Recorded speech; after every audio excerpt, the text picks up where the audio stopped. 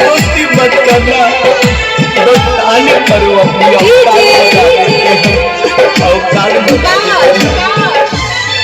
तन ध्यान से तू देखी हो शादी के अपना कारोबार। डीजे मिक्स बाय टू राजा। तन ध्यान से तू देखी हो शादी के अपना कारोबार। बारी खून से छपावैले जान तोहरा बात पर हो।